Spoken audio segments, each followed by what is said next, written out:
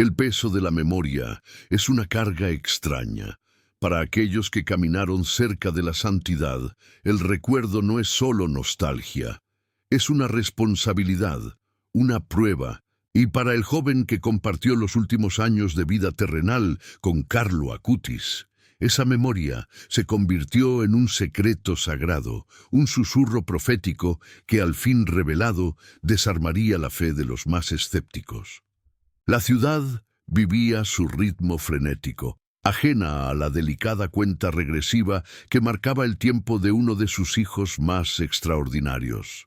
El joven Carlo Acutis, con apenas 15 años, era una anomalía bendita, un prodigio digital que había convertido el Internet, ese vasto desierto de distracciones, en una autopista hacia el... Levitaba ligeramente, impulsado no por el aire bajo sus pies, sino por el cuerpo de Cristo que recibía diariamente. Su vida no era una carrera, sino una Eucaristía continua. Su confidente más cercano, un amigo que compartía no solo sus clases, sino también la incansable labor de evangelizar, no por timidez, sino por la magnitud de lo que presenció.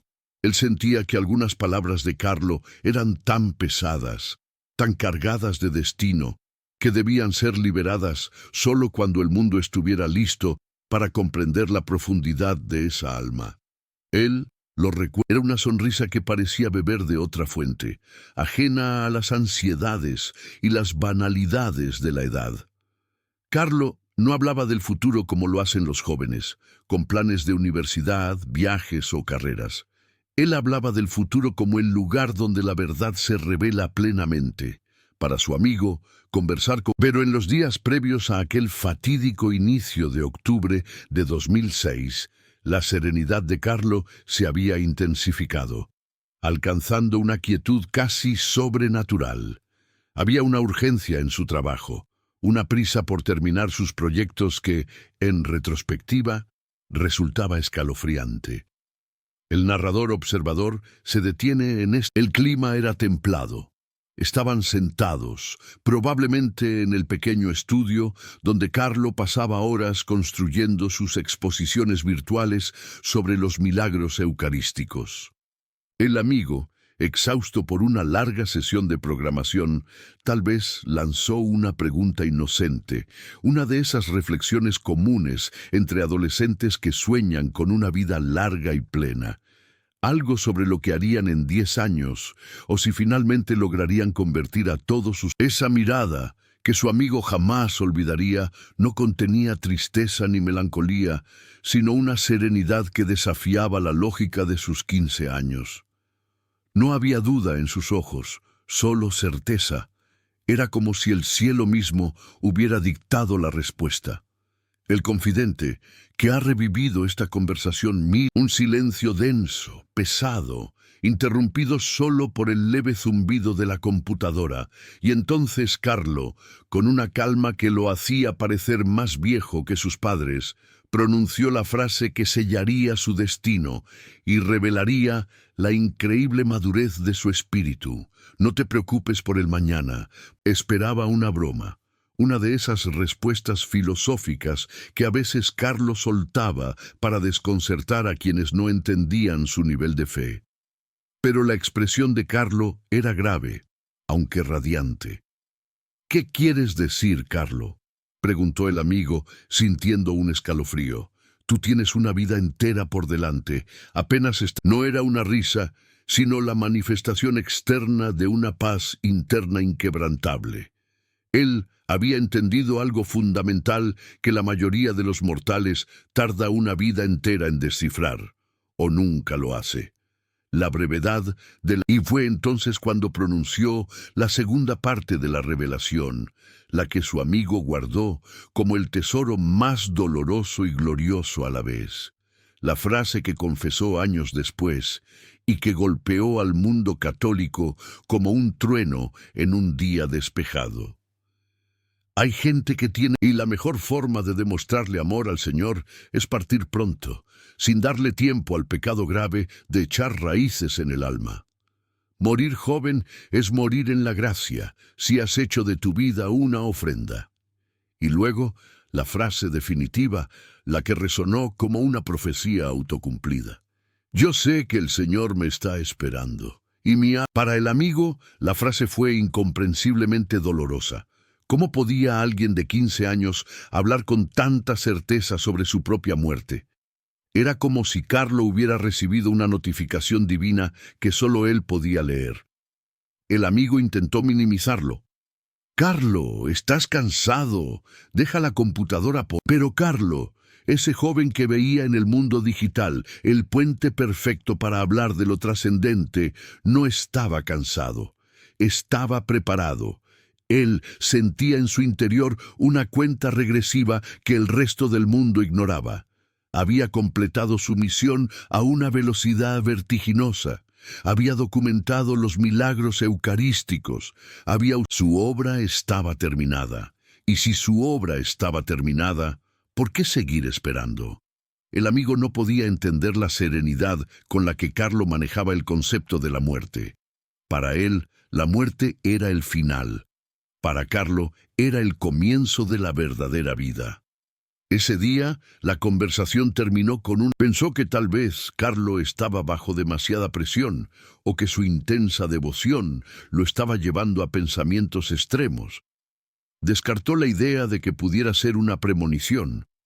La mente humana, en su necesidad de orden, siempre busca explicaciones lógicas ante lo milagroso. Pero la lógica se desmoronaría unos pocos días. Todo parecía normal. Carlo asistía a misa, ayudaba en el comedor social, dedicaba tiempo a sus estudios y, por supuesto, a sus proyectos de evangelización digital. Pero bajo esa capa de normalidad, algo se estaba gestando. El amigo notó los primeros signos sutiles. Un cansancio que no era Sus ojos, aunque todavía brillaban con fe, mostraban una leve sombra de debilidad. Luego vino el 6 de octubre. El joven Carlo sintió un malestar general. Inicialmente se pensó que era la gripe común de la temporada.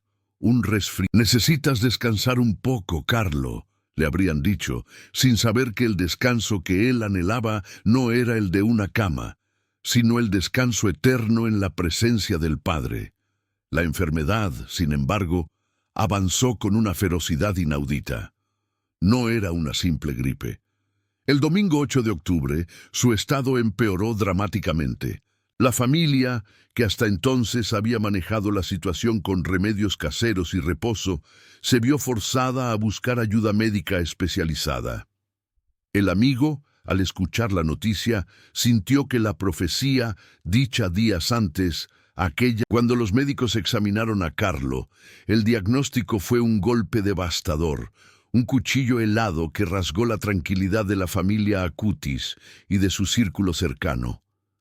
No era gripe, era leucemia M3, el tipo más agresivo y fulminante de leucemia.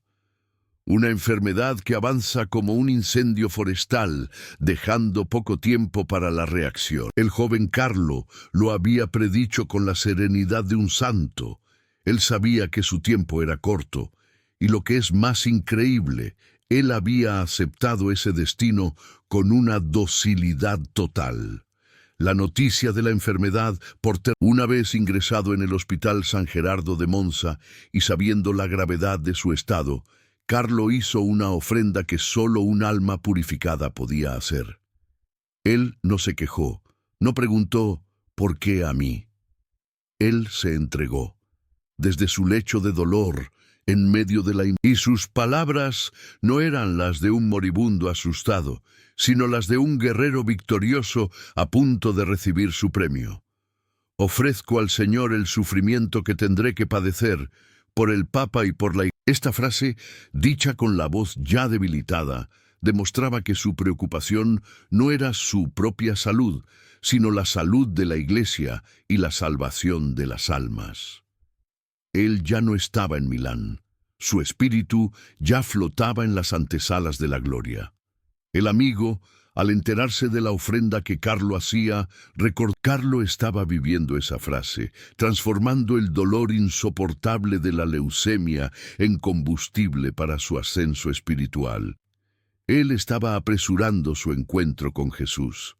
La vida de Carlo, que había sido una carrera de 100 metros planos hacia la santidad, estaba llegando a la meta final con una... Pero Carlo, en su corazón, ya había aceptado la voluntad divina.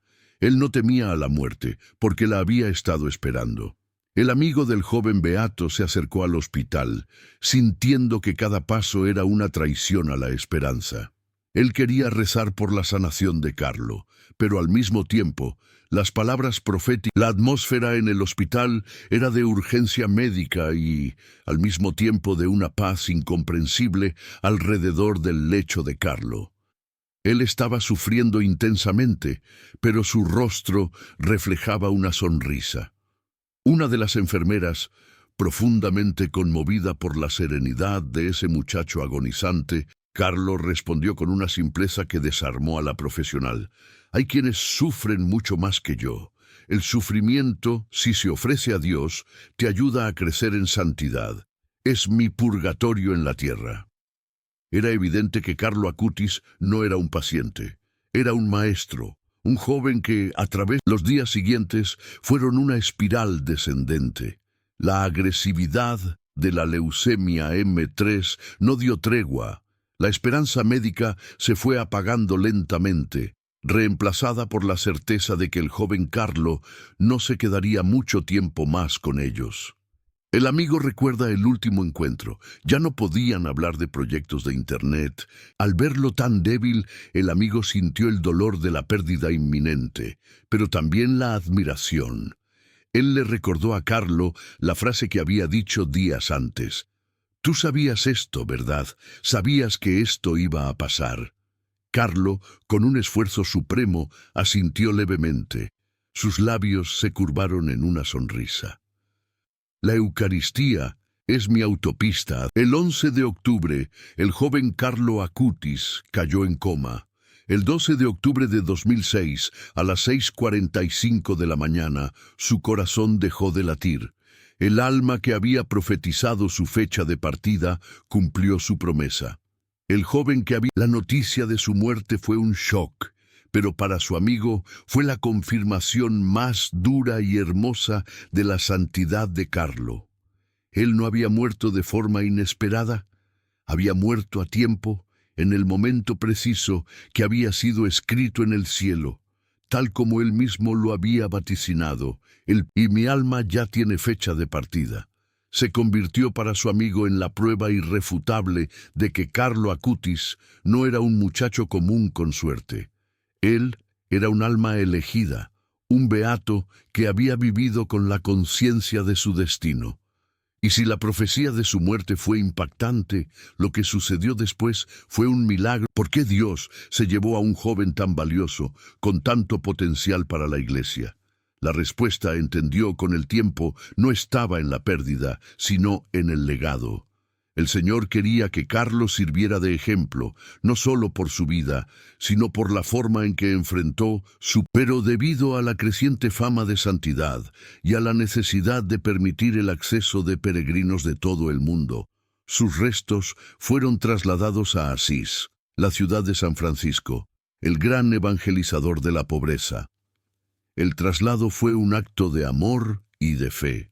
Pero lo que ocurrió cuando se abrió la tumba para el traslado, un evento que hizo que las palabras proféticas del joven beato adquirieran un significado aún más profundo, ligando su destino a un prodigio que desafiaba toda explicación científica. La historia de Carlo Acutis no terminó con su funeral.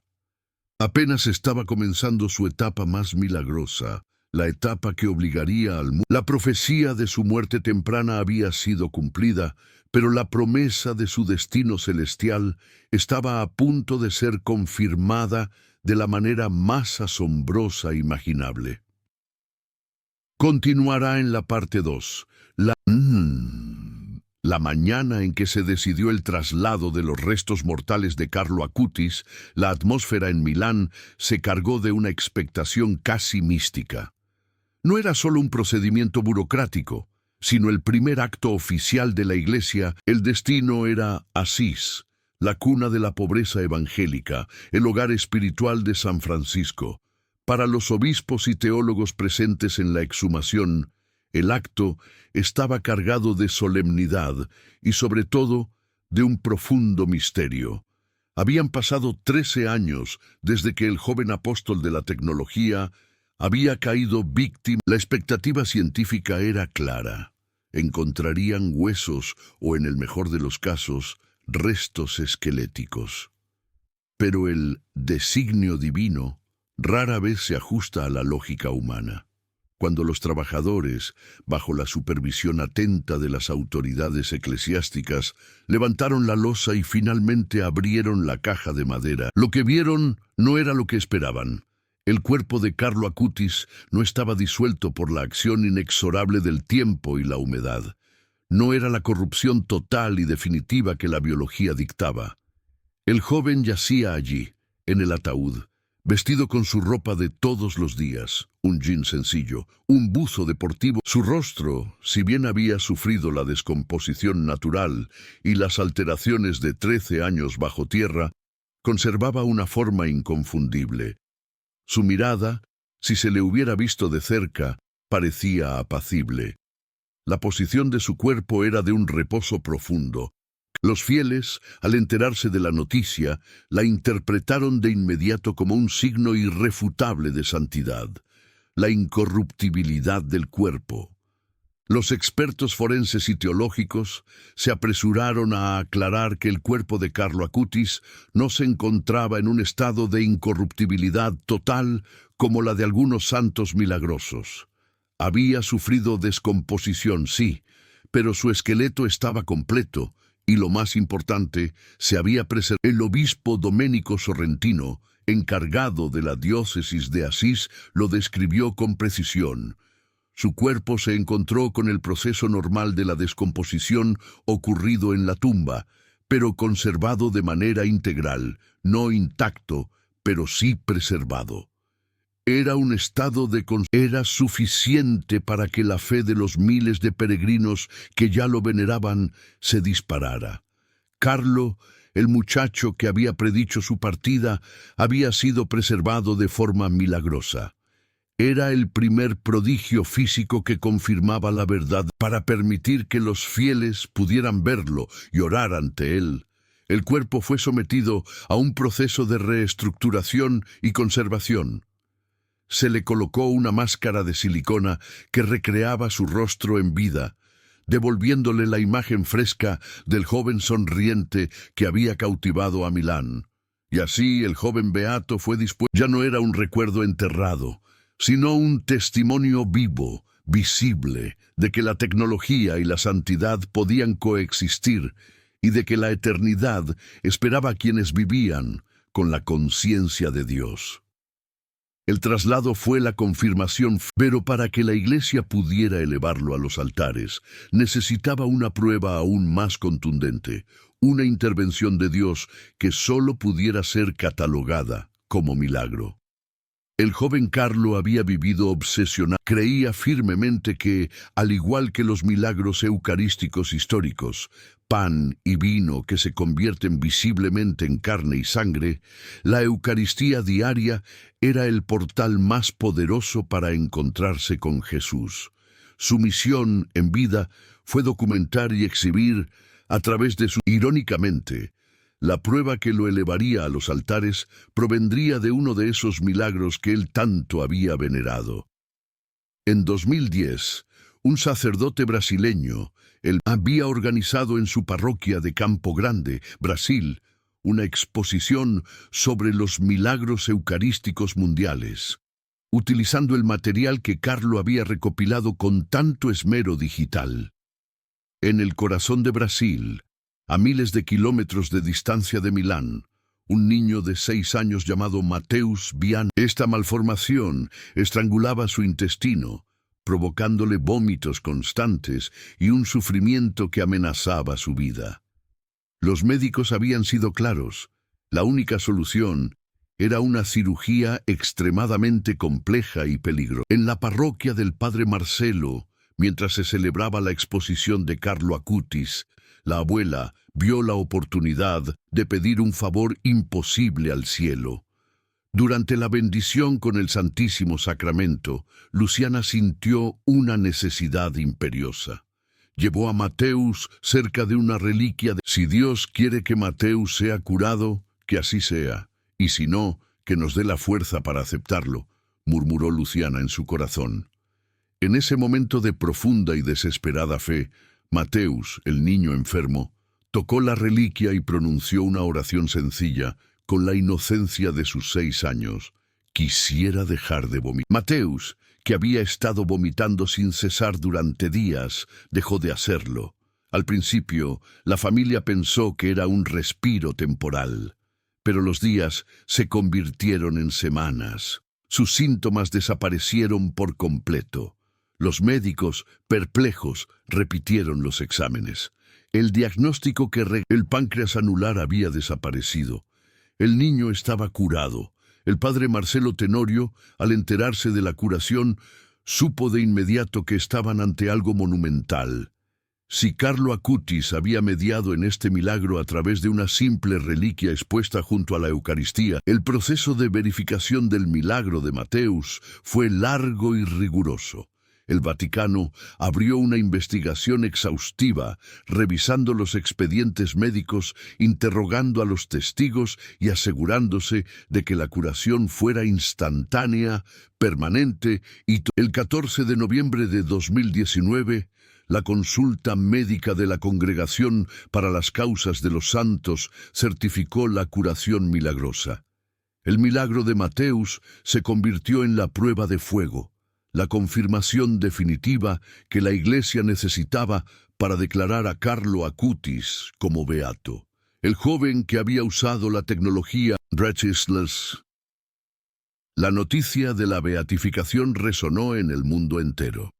El 10 de octubre de 2020, en Asís, ante la tumba de cristal donde su cuerpo reposaba preservado, Carlo fue elevado a la gloria de los altares.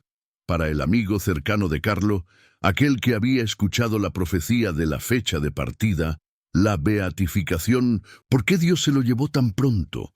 La respuesta estaba clara. Dios no se lo había llevado por arrebato, sino por destino.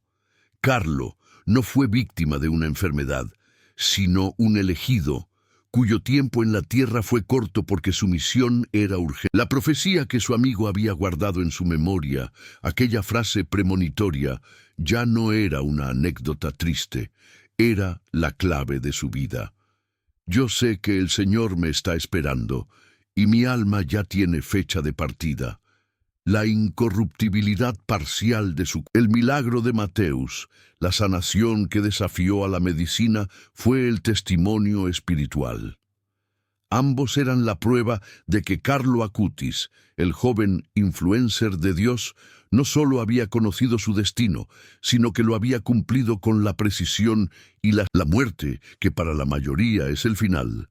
Para Carlo fue simplemente el inicio de su ministerio. El verdadero impacto de Carlo Acutis se siente hoy, a través de las almas que ha tocado y a través de un último relato que su amigo se atrevió a compartir, un detalle íntimo sobre el profundo sufrimiento que Carlo experimentó en sus últimos días, y cómo incluso en el dolor más terrible, el amor de Carlo por Jesús en la Eucaristía lo llevó a un ofrecimiento final que cambiaría para siempre el destino de la fe de quienes lo conocieron. Continuará en la parte 3, el sacrificio final, la oración de la muerte y el legado de la fe. La leucemia mielomonocítica fue un rayo que incendió la vida de un joven que, hasta hacía días, desbordaba vitalidad. El diagnóstico fue un golpe devastador para la familia, pero no para Carlo. Él, el profeta de su propia muerte, enfrentó la noticia no con miedo, sino con una resignación. El dolor, al principio sordo, se volvió agudo, lacerante, un fuego constante que la medicina luchaba por contener.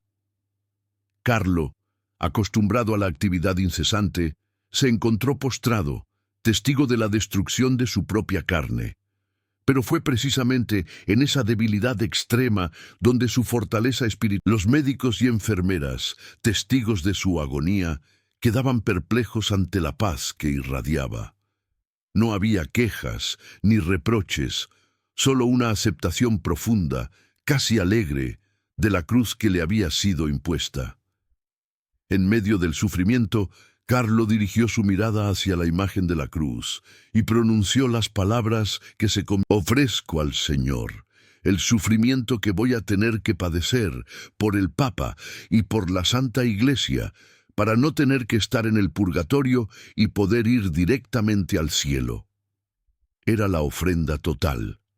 El joven que había amado la Eucaristía por encima de todo, ahora se convertía él mismo en una hostia, sacrificando su en un mundo donde la queja es la norma. Carlo elevó el dolor a la categoría de oración. Él no solo aceptaba su destino, le daba un propósito redentor. Su amigo, aquel que había sido el custodio de la enigmática frase sobre la fecha de partida, entendió que Carlo no era un joven asustado que hacía una predicción, sino un alma madura que conocía el peso de su misión y el valor de su sacrificio.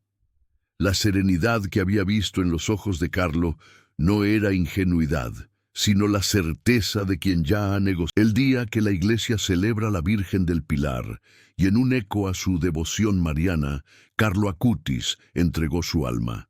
Su cuerpo se rindió a la enfermedad, pero su espíritu, liberado de las ataduras terrenales, emprendió el viaje que había anunciado, la partida definitiva hacia el encuentro con el Señor. La pérdida del amigo, del hijo, del compañero de fe.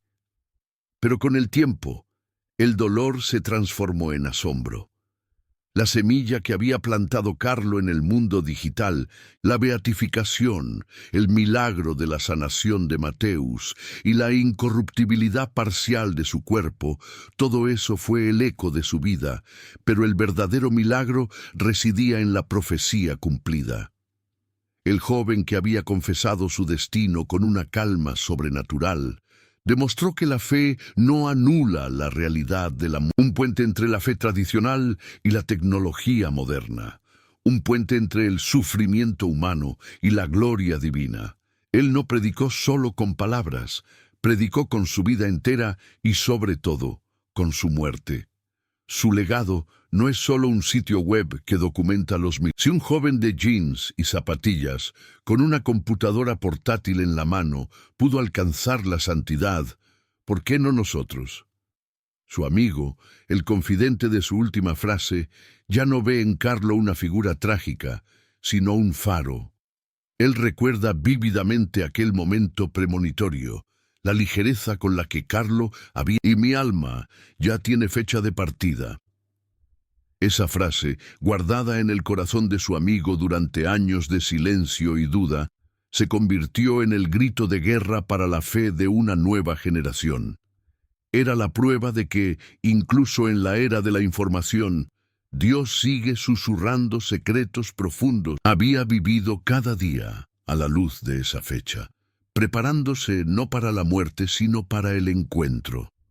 El joven influencer de Dios, el ciberapóstol de la Eucaristía, su vida fue una breve pero intensa demostración de que la santidad no es una meta inalcanzable, sino una conexión constante, un link permanente con lo divino. Y aunque su cuerpo descanse en Asís, su alma, cumplida su misión, sigue tocando millones de corazones a través de la Eucaristía, y que el mejor uso que podemos darle a nuestra tecnología es compartir el amor que trasciende el tiempo y la muerte. La partida de Carlo Acutis no fue un final, sino el inicio de su ministerio eterno. Y su última frase es el recordatorio más poderoso de todos. El Señor espera, y cada alma tarde o temprano